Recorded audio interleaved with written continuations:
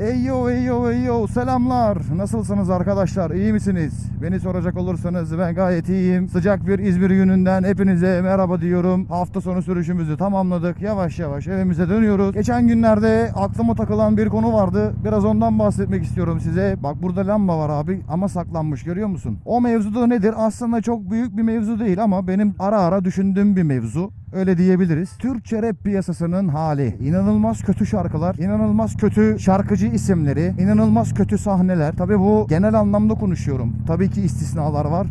Güzel sahne şovları yapanlar var, düzgün şarkılar çıkaranlar var. Bu biraz da Spotify'ın dayatması gibi tamamen popüler kültüre köle olan bir tarza doğru gidiyor Türkiye'deki rap müziği. Çünkü artık biraz tüketim toplumu olmamızdan mı kaynaklı dersiniz, neden dersiniz bilmiyorum ama biraz sıkıntı var artık bu işlerde. Garip garip isimli adamlar garip garip şarkılar yapıyorlar. Girin mesela Spotify'ın knockout listesine. İlk ona şöyle bir bakın yani. Ero, Mero, Keto, Çeto. Saçma sapan isimler, saçma sapan şarkılar. Birilerinin de artık dur demesi lazım yani bu işlere. Zaten son zamanlarda bir ritim çıktı bu Türkçe rap piyasasında. O şarkıyı söyleyeceğim, girin bakın. Zaten az çok müzikle haşır neşirseniz biliyorsunuzdur şarkıyı. Nina Sky, Move Your Body. Şarkının adı bu abi. Bu Label C5 var ya, biliyorsunuzdur yani, bilmeme şansınız yok. Yani hiç değilse radyoda çıkıyordur yani, bir şekilde karşınıza geliyordur. Bu adamın son 5-6 şarkısı bu ritmin üstüne. Bir o kadar da başkalarının yaptığı var. Devamlı aynı şarkıları dinliyoruz biz ve çabuk sıkılıyoruz baktığın zaman. Hani bunu hususi açıp dinlemek olarak söylemiyorum. Buna radyoda, işte araba sürüyorsan arabadaki radyoda, işte ne bileyim Instagram'da önüne düşer, çekilen Reels videolarında, YouTube'da bir şekilde denk geliyorsun. Yani bunu hususi açıp hani şunu diyebilirsin. Dinleme birader o zaman. Ya oğlum dinlemiyoruz zaten ama maruz kalıyorsun bir şekilde. İşte bir mekana gidiyorsun, mekanda, beach club'a gidiyorsun, beach club'da. Ya dinlemediği şarkıyı insan ezberleyebilir mi birader? Bizi bu şarkıları ezberlettiler yani. Enteresan bir şekilde. Artık birilerinin buna çıkıp dur demesi lazım ya. İnanılmaz stream sayıları var. İnanılmaz dinleniyorlar. Milyonlar havada uçuyor dinlenme olarak. Rakam olarak da büyük ihtimalle öyledir. Hazır tutan bir şey var ve kimse risk almak istemiyor maalesef. Öyle bir durum oluyor. Bunun tasası bana mı düştü derseniz, evet bana düştü anasını satayım. Ben bir dinleyici olarak istediğim yorumu yapabilirim. Sonuçta böyle bir iş yapıyorsan yorumları da göğüslemeyi bileceksin. Herkes rapçi oldu birader. Herkes. Yani adını sanını duymadığımız. Bir de biliyorsun artık belli bir stili var. Fiziksel olarak. Saç tıraşları belli. Kıyafetler belli. Hep aynı janra. Üzülüyorum ben böyle bir şey olmasına. Çünkü ben de zamanında rap müzikle uğraşmıştım. Şarkılarım var. Albümlerim var. Tövbe, albümüm var daha doğrusu. Bir tane albümüm var. Amatör bir işti ama uğraştım. Yani az çok işin tekniğine hakimim. Ben üstüne düşmedim. İşin aslı. Askerden sonra çok fazla üzerine düşmedim.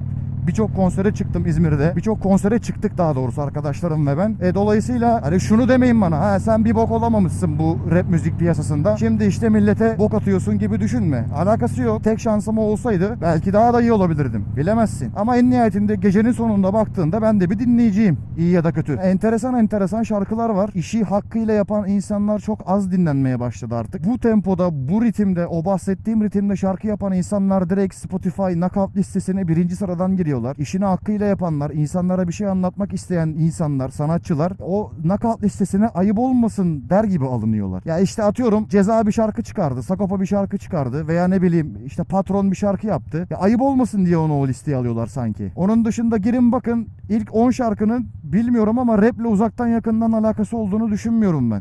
Acayip isimler, acayip şarkılar. Sadece ritim güzel. Yani ne anlatıyorsun yani? İşte paralar var, Rolex aldım, Porsche biniyorum. Bunun gibi bir sözler yani. İyi kanka, hayırlısı olsun. Sarışın beni sever, esmere ben sevmem. Oraya gittim, buraya gittim. Tamam, o da lazım. Haklısınız. Yani bu işin entertainment kısmı da var. Bence o işi, entertainment kısmını en iyi yapan isim bu zamana kadar bence Türkçe rap piyasasında son zamanlara baktığımızda Benfero. Yani hiçbir şey, bir iddiası yok, bir şeyi yok ve tamamen işin eğlence kısmında. Şöyle bir şey var. Bazı şarkıları var. Bir şeyler de anlatıyor bu arada. Tamamen yani eğlencesine değil onun da yaptığı iş baktığında. Önceden mesela eskilere baktığınızda İstanbul Atak vardı. Yine bu işin eğlence kısmında.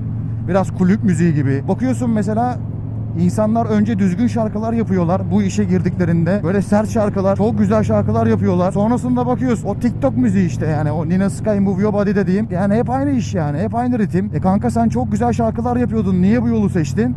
Kolay yol abi. 2 dakika şarkı. 2 dakika şarkının zaten max 1 dakikasında rap yapıyorsun. Geri kalan işte nakarat, bilmem ne, köprü falan, iş bitiyor. Bana biraz kolaycılık gibi geliyor. Bu işin sıkıntılarını çeken çok insanlar oldu. Hepsi değil bu arada, bak işlerinde hala düzgün müzik yapanlar, insanlara bir şey anlatmak isteyenler var. Ben şunu demiyorum. Hepiniz rezillik çekin. İşte dinlenmeyin. Milyon dinlenmek için çok uğraşın falan, bundan bahsetmiyorum. Ya bir şeyler de anlatın yani. Tamamen bu şarkıları böyle yapmayın. Ya adam albüm yapmış 8 dakika birader. 8 dakika albüm mü olur? Ya ben çok old school bir adam değilim ama 8 dakikada albüm olmaz be. Yani bu biraz insanları da salak yerine koymak mı acaba? Düşünüyorum, düşünmemiz lazım. Düşünmeden tüketiyoruz tamamen ve bu biraz benim canımı sıkıyor. Tamam, bazen açarsın, dinlersin o şarkıyı, ona da okeyiz, eyvallah. Burada tamamen bir suistimal seziyorum ben. Yani insanlar dinleyicileri biraz suistimal ediyorlar. Tam bir şey var, devamlı onun üzerinden. Yani düşünsene, diyorum o bahsettiğim isimlerden bir tanesisin. Ya herhangi bir kaygın yok ki. Zaten attığın zaman Spotify'a şarkıyı veya YouTube'a 30 milyon 40 milyon stream kafada yani. Bilmiyorum şu anda rakamların aşağı yukarı ne olduğunu ama büyük ihtimalle öyle bir şeydir. Belki daha da çok olabilir. Enteresan bir şey. Yani tamamen bu son zamanların bir hastalığı bence. Tamamen kolay para kazanmak. Şimdi herkes illaki bu işe başladığında problem yaşıyordur. İşte nakit sıkıntısı, kayıt alacağız, kim alacak, mix kime yaptıracağız, master'ı kime yaptıracağız vesaire, altyapıyı nereden bulacağız gibi. Muhakkak böyle problemler yaşıyorlardır bu isimler. Yaşamışlardır. Onlara da bir şey demiyorum, saygı duyuyorum ama tamam, senin geldiğin yol çileli bir yolsa tamam, sana para da lazım. Anladık, hepimize lazım, herkese lazım para. Ama yani biraz da hakkaniyetli olmamız lazım. Çok güzel şarkıları vardı bu Label C5'in, işte o tarzda şarkı yapan insanların. Bakın eski şarkılarına. Yani güzel derken aslında hani o da belki çok bir şey anlatmıyordu ama ya en azından rap diyebiliyordum bir noktada. Şimdi bu rap değil bence. Buna bu kadar prim vermenin bir anlamı yok yani bu işlere. Ama bu iş ajansların eline düştüğünden beri, PR ajanslarının eline düştüğünden beri abi büyük problemler oluyor. Gerçekten hiç iyi bir yöne doğru gitmiyor. Zaten araştırırsanız görürsünüz, bu işleri pompalayan 4-5 ajans var. Onlar genellikle pompalıyorlar bu işleri. Bak ileride de su var, görüyor musun? Ya bu yolun bu problemi var. Bu su nereden geliyor abicim ya? Bak motorcu nereden geliyor, görüyor musun? Ya hakikaten tövbe yarabbim ya Resulallah'ım ya. Geç abi bakalım. Ben şuradan gideceğim ya. Oradan bir yerden çıkarım. Ya şuraya bakar mısın abi? Bu yol akşam da böyle. Bak var ya, burada kaza olur ha. Ya muhakkak burada bir kaza olur. Tövbe estağfurullah ya.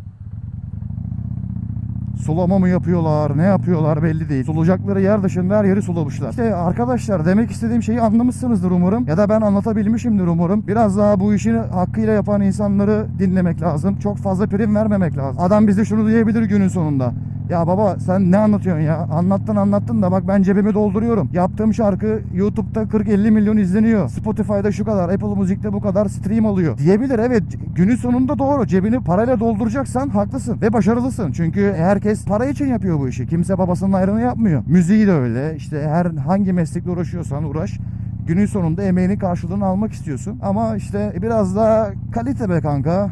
Biraz daha o şekilde düşünmekten kendimi alamıyorum maalesef. Yani şu anda imkanlar çok güzel. Tabii belli bir yere de gelindi. Hem maddi olarak hem manevi olarak insanlar bir yere rahat gelebiliyor. Yani raple hiç alakan yok mesela. Bir tane şarkı kaydedip patlayabilirsin. Hiç belli olmaz bu işler. O konuda sosyal medya vesaire biraz etkili. Okey. Ya adam sahneye çıkıyor, şarkıyı söylemiyor kanka. Ya şarkıyı söylemiyor. Oğlum şarkıyı bari söyle ya. Aldım parayı, tamam. Eyvallah, helal olsun. Daha fazla al. Daha fazla kazan. Ama şarkıyı da söyle be baba. Zaten 1,5 dakika şarkı. Arkadan vokalli şarkıyı açmış, sen söyle diyor. Ben biraz o söylüyor falan. Yani birader söylesene şarkıyı. İnsanlar para verdi oraya, seni izlemeye geldi. Adam madem playback yapacaktın, niye adam bilet aldı geldi oraya? Oturur evinde dinler seni. Kazandığımız parayı biraz hak etmek lazım. İyi bir yere doğru gitmiyor yani bu müzik hikayesi. Şu anda zaten biliyorsunuz hani rap müzik Türkiye'de 1. sırada gelir. Tam bu ivmeyi yakalamışken biraz da bir şeyler anlatmak lazım. Hani sen şunu diyebilirsin: ya arkadaşım biz zaten hani günlük hayatımızda problemlerin içindeyiz. Sıkıntılarımız var. Bari müzik dinlerken en azından hani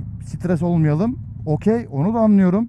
O zaman başka şarkısı dinlersin adamın. Sıkıntı değil ki. Herkes bir şey anlatacak diye bir şey yok. Mesela baktığın zaman eğlenmek istiyorsan onun şarkısını açarsın adamın. Anlamlı bir şeyler arıyorsan, müzikal olarak kaliteli bir şeyler arıyorsan o zaman o şarkısını dinlersin. Ben ikisi de olsun taraftarındayım. Zaten o da lazım. Kulüplere girmek için, onu yapmak için, bunu yapmak için entertainment kısmının muhakkak olması lazım. Bir isim vereceğim. Gazapizm. İlla ki şarkılarında bir mesaj var. Altyapıları bak biraz yenilikçi, biraz daha böyle değişik yani Türkiye pazarına nazaran. Ama adam bir hikaye anlatıyor, bir şeyler anlatıyor. Ya sevmeyebilirsin. Bak şöyle bir şey. Ben çok dinlemem Gazapizm'i. Ama açtığım zaman adamın albümünü dinleyeceğim zaman mesela atıyorum açtım. Ya dedim ki bir Gazapizm dinleyeyim. Açtığım zaman onun bana verebileceği şeyleri, anlatacağı şeyleri, yani bir şey anlatacağını biliyorum adamın. Bu çok güzel bir şey. Ya başka birisinin daha ismini vereyim mesela. Herkes bilmeyebilir bunu. Indigo diye bir adam vardı abi İzmir'de. Şu anda nerede ne yapıyor hiçbir fikrim yok. Spoken Word diye bir stil var. Hikaye anlatma diyebiliriz buna. Türkiye'de bu tarzı yapan nadir adamlardan. Girik şarkısını dinlediğin zaman anlıyorsun adamın ne söylediğini sana. Bir hikaye anlatıyor. Kendinle alakalı bir şey anlatıyor sana. Ve o şarkının sonunda bir sonuca varıyorsun. Ben bu tarz şeyler seviyorum. Dediğim gibi tabii ki diğer stillere de maruz kalıyorsun. Mecburen. İşte iş yerinde mesela radyoda çalıyor. İşte ne bileyim arabada dinliyorsun. Mecbur kalıyorsun. Mekanda çalıyor, orada çalıyor. Bıktık be kardeşim, bıktık be kardeşim ya. Vallahi yıldım ya. Oğlum yaşlanıyor muyum ben? Nedir ben anlamadım ya. Vallahi billahi. Daha önceden çok takılmazdım böyle şeylere ama artık takılıyorum nedense. Ah, mahvoldum ya. Vallahi var ya nefes nefese kaldım kaskın içinde bir şey anlatacağım diye. Evet arkadaşlar bugün yine bir nefret kustuk ama ya, olsun arada bu da lazım. Bu videoda buraya kadar olsun. Beni izlediğiniz için teşekkürler. Kanalıma abone olmayı ve videomu beğenmeyi unutmayın. Yorum yapmayı unutmayın. Görüşmek üzere. Kendinize iyi bakın. Bay bay.